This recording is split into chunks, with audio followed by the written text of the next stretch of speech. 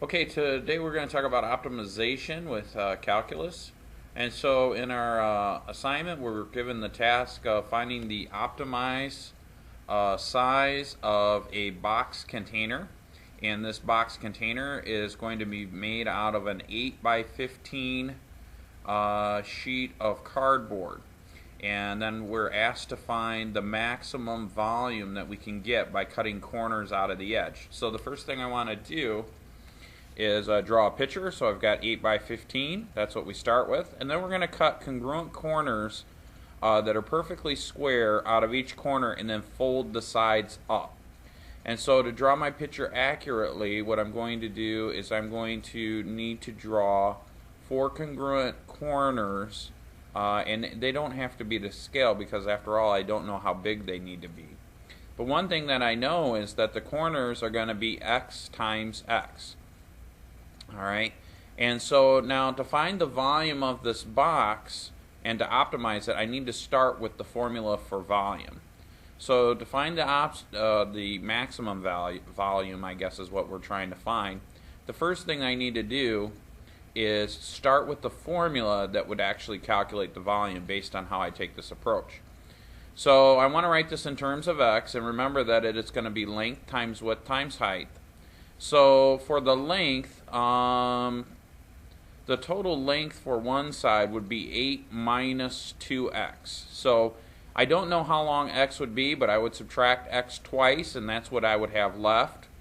Then the width would be 15 minus 2x, and then the height of the box would actually be x. Now to find the maximum volume of this, what I need to do is take the derivative of that. And so to help me take the derivative of that, I'm going to FOIL these binomials through, and I should get a cubic. So just over here where I've got a little empty space, I'm going to multiply 8 minus 2x times the quantity 15 minus 2x. And I'm going to write it in here, and it's going to be kind of small, but I don't have a lot of room. And when I'm all done, what I end up with is 4x squared, and then when I combine like terms, negative 30x plus 120, but when I push that extra x through, I end up with 4x cubed, and I said 46x squared. So let me erase this real quick. So I end up with 4x cubed minus 46x squared plus 120x.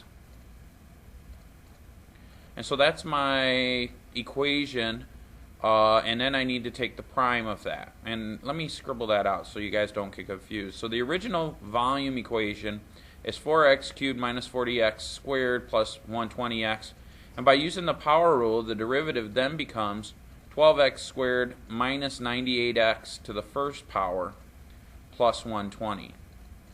Or 92, I'm sorry. It's hard to talk and write at the same time. So anyway, so this is my derivative of the function. Now remember, in order to solve the derivative of the function, we're going to set it equal to 0. Therefore, I'm going to need to factor this derivative. So the first thing I'm going to do is I'm going to reduce it a little bit. It'll make it easier for me. I think everything is divisible by, let's try 4.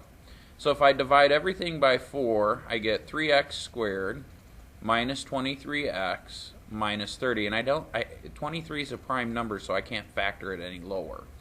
So now I need to factor 3x squared minus 23x plus 30.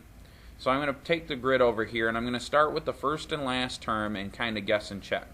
So I've got 3x squared and 30.